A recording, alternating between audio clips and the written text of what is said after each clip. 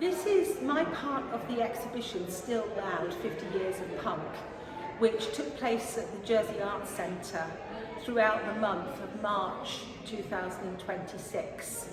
And I want to just show you different elements of this because I realise that some people are not able to get to Jersey and see it in person. So here goes. So it starts off with a television screen, which some people will remember is a test card. But instead of the image that you would normally find in the test card, it's me as a child. So this is a picture of me as a child. Yes, I had long blonde hair and I wore a hairband and things like that. And here's a puppet. I was always making things. So we have a large television set in wood because 1970s TVs were very much like that. We didn't have a colour TV at home, but friends and my gran had a colour TV, so I occasionally got to see a colour TV. Decided to do it in colour because I thought you would find that more interesting. Anyway, on the back is all these pieces of wallpaper, which if you are a vinyl collector like I am, you will notice are all 12-inch squares.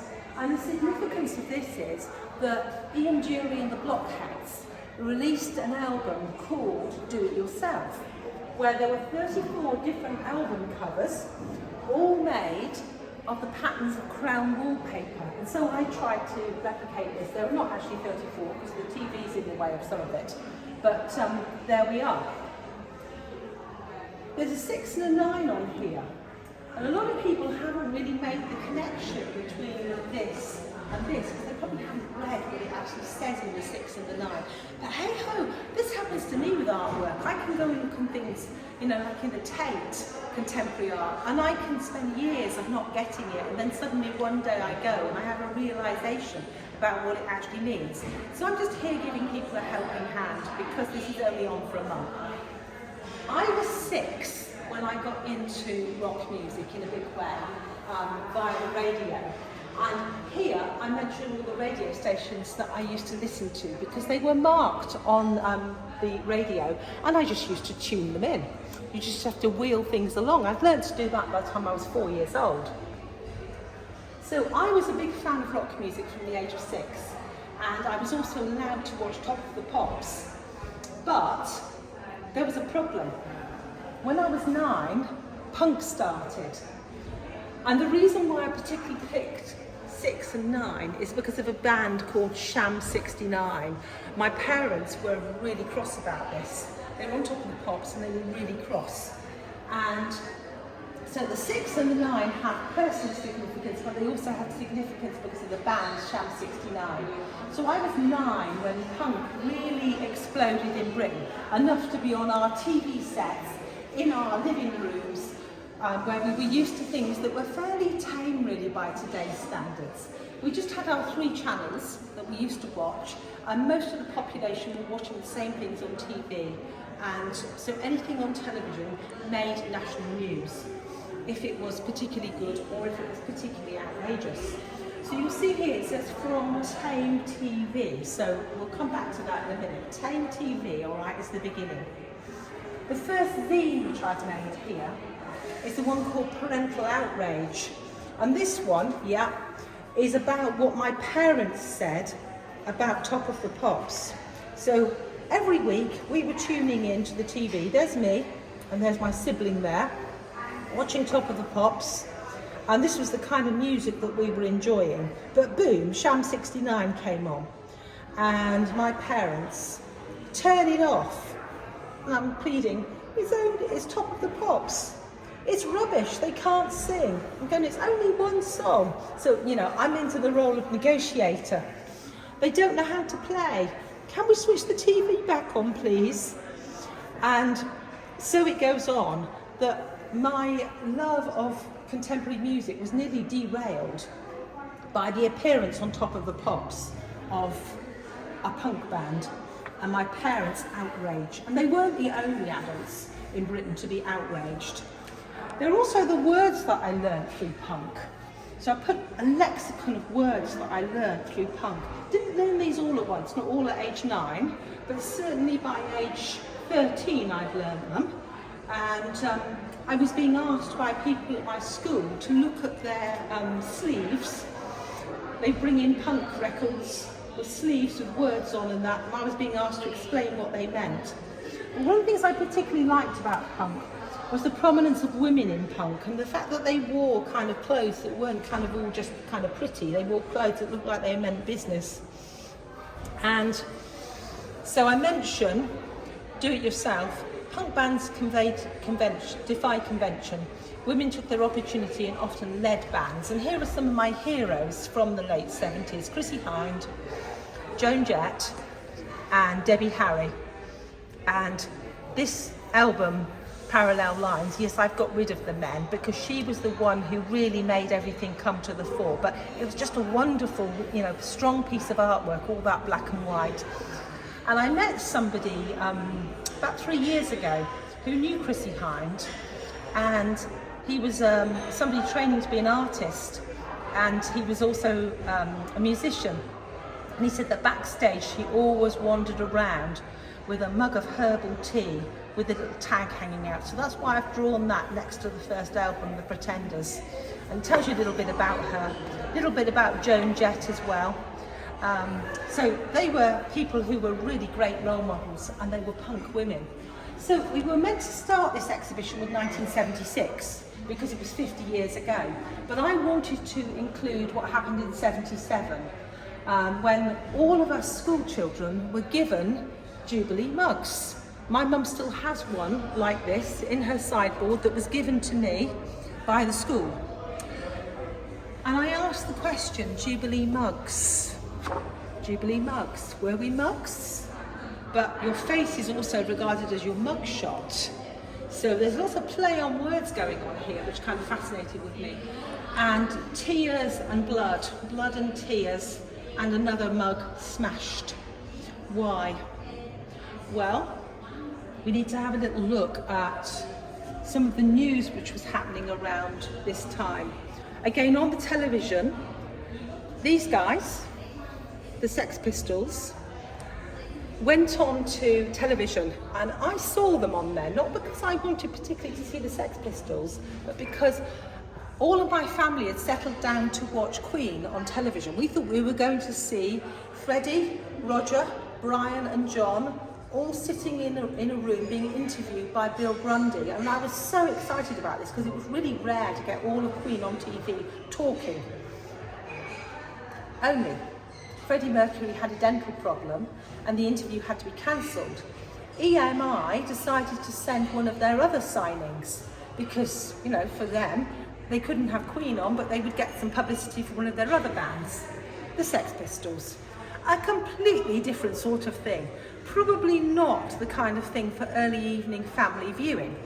And I found some newspapers of the time. I remember the outrage. And Bill Grundy lost his job because these guys didn't give him an easy interview. I probably didn't like them that much at the time. They were okay, but I wouldn't have considered myself a fan of them. But I came to respect them because John Lydon, who had been known as Johnny Rotten, started a channel, started radio, started talking. And these are some of the words which he actually said to Piers Morgan. We all knew what that cigar muncher was up to. I'm not going to say the name of the person, I don't want to, but I think some of you will know.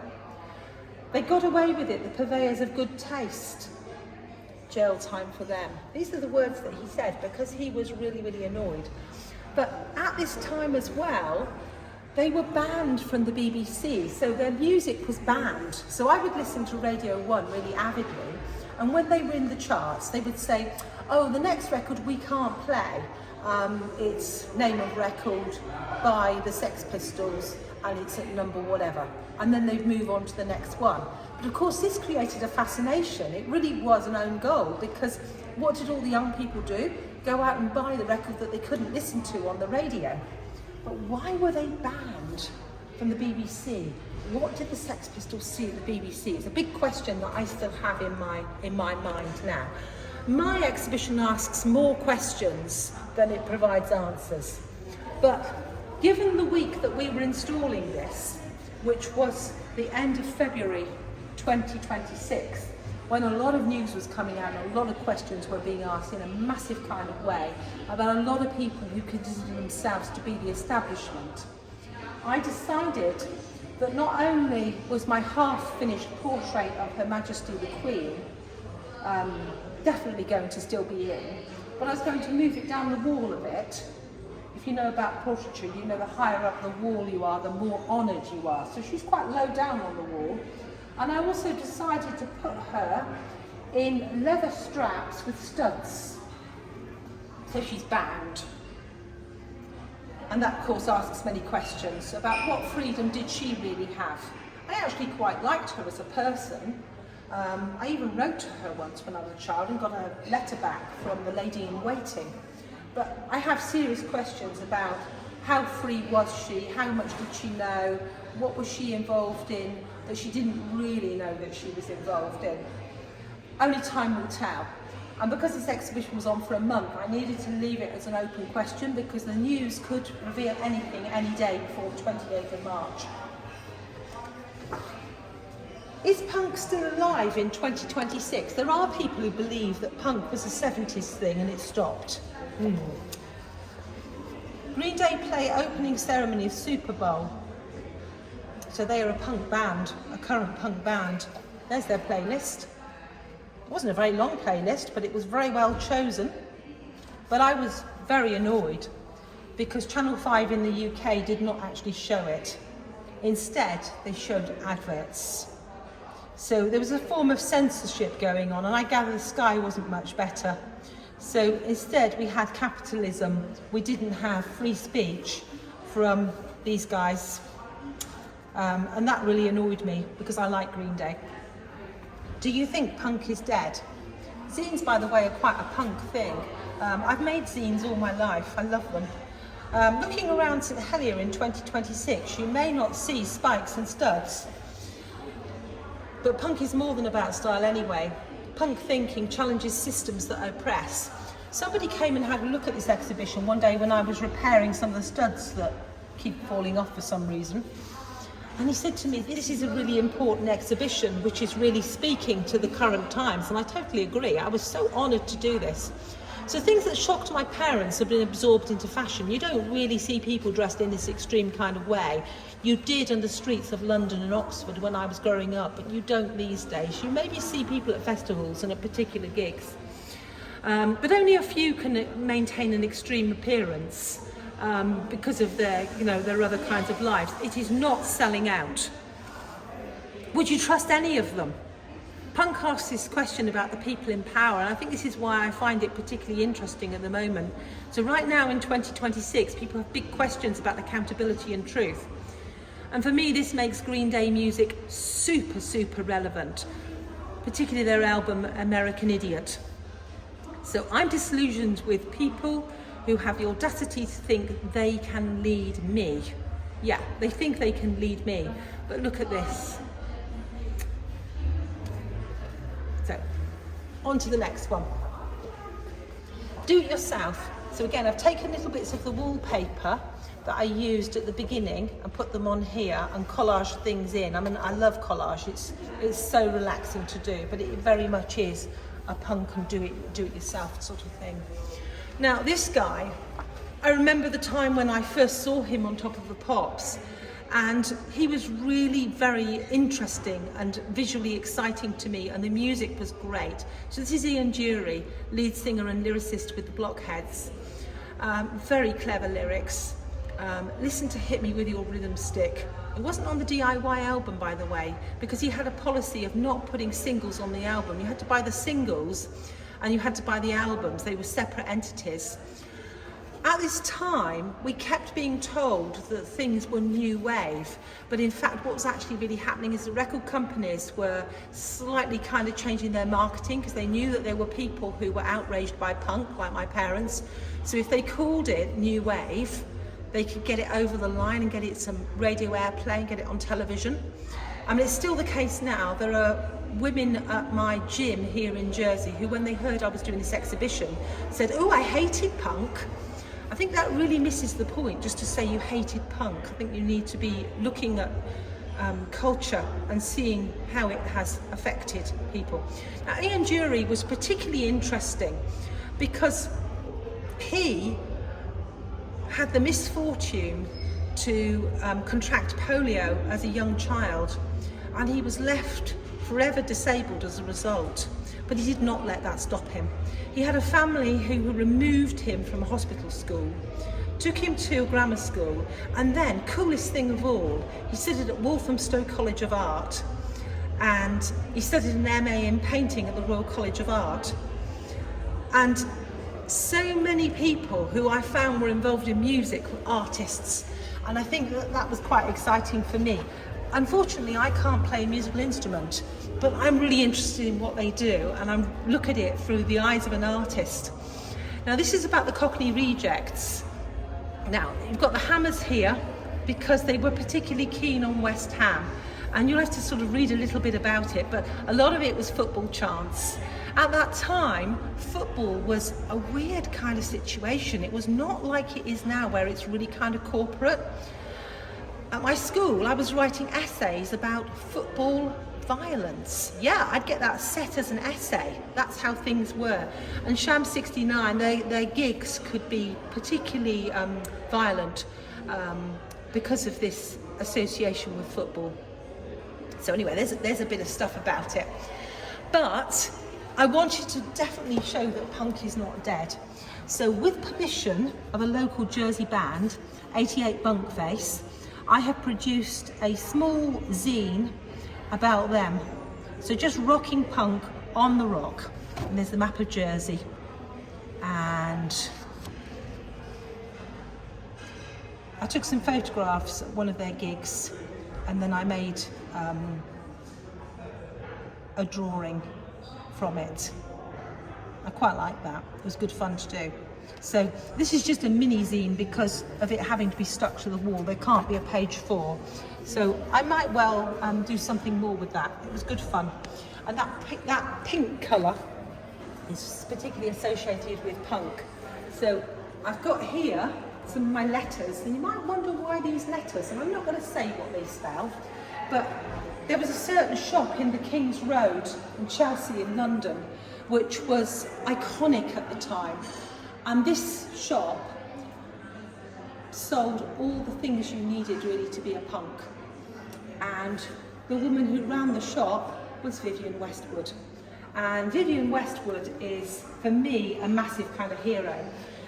I explain on here how I found out about her, and I found out about her because I got interested in the band called Adam and the Ants, and I kind of knew of her, but I didn't particularly know all the background information about her. I sent away for a little book, which I got from a children's comic, and the book arrived, and it was about Adam and the Ants, but it was also about Malcolm McLaren and the Sex Pistols, and it was also about Vivienne Westwood. And I knew enough that I needed to hide the book from my parents, so the book remained hidden on the bookshelf.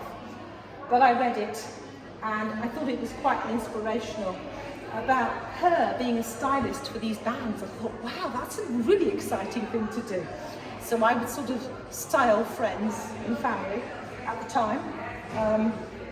What she used in her designs, she used things that you could easily get hold of. So this was the great thing, it was easy to imitate. You could get this sort of stuff and you could literally do it yourself. So ripped t-shirts was something that we could manage, even on, child budgets. And she was involved in punk ideology. And then I later found out that her career was kind of somewhat a bit like mine, where there was some doubt about whether or not you could actually earn a living as an artist. And so she did a sort of sidetracking into becoming a primary school teacher. I'd been there myself. And she then got involved in the punk scene and started selling jewellery, became a stylist, and you probably know the rest. Became a fashion designer, became a dame, had all these accolades from Heriot-Watt University and from King's College London, which gave her a fellowship. And so she became a really famous person, but still with the punk attitude. This is her on the catwalk. And what she's done to herself, she's defied the beauty standards by putting this makeup on. She's made her own t-shirt, Climate Revolution. She really stood for climate. And I know there was some criticism about some of her sourcing of materials and things, but when you're running a multi-million-dollar business, it's pretty difficult to get everything perfect, and I think she did pretty well. So this is her as a defiant older woman, and I find that still really inspiring. And this is my first time painting on glass, so I enjoyed that too. Anyway, now on to the bit where I show you about what is currently happening, Green Day, just some photographs I took. I kind of fancy myself a little bit as a concert and festival photographer. I can't really go to these things and not be really switched on by the visuals as well as the music. So these are photographs I took at various festivals in the last 2 years when I've been seeing Green Day, because I am pretty keen on them. This year is a fallow year with no Green Day, so. And we then come back to fashion. I don't think I'd have been wearing this kind of thing if it hadn't been for those punk women. All of us women who were wearing kind of boots and fishnet tights and things like that, and juxtaposing fashions together. This wouldn't have happened without those punk women heralding the way. And then I come back to television again. Some of you might know that these two were on London weekend television. This is Sue, the puppet, and either Sooty or Sweep, I can't remember which. One's a bear and one's a dog. But they were hand puppets, which I used to watch when I was a child. And so we're back to television again. And the fascination with popular culture. And along the bottom, I've written American Idiot, a punk album that speaks loudly, because with the turn of events at the end of February, I didn't know quite what to do here. This is a heart exploding, by the way, this heart exploding with the key here. And all of the dripping. It was down onto the floor, but someone's helpfully cleaned the floor here at the Art Centre. So I wanted to make it clear that it was about the album rather than actually calling anybody anything. Everybody's got different opinions on that. And so I think Green Day are my go-to band at the moment. But I go from Tame TV to Revolution Radio, a Green Day album, Legalise the Truth. And I really do feel that we need to get to the truth. I still love rock as much as I did at age 6. But the thing about it is that now we've got AI, we've got not knowing whether or not things are being digitally manipulated, whether or not people are telling the truth. We are needing to be more and more savvy, and the way that punk always asks questions, I think means that punk is most definitely relevant today. And I might not look like a stereotyped 1970s punk, but in my heart, I have that questioning attitude, and I'm always very interested in the underdog, the person that wasn't listened to, the person who's needing to do it for themselves and needing to find their own way. And I'm very interested in connecting with artists who are forging ahead through their own sheer hard work. Thanks for watching. I hope that you will like this, maybe leave a comment, maybe a question even. And if you find the channel interesting, that you would subscribe and then come back for more videos on a whole variety of art and popular culture. Thank you.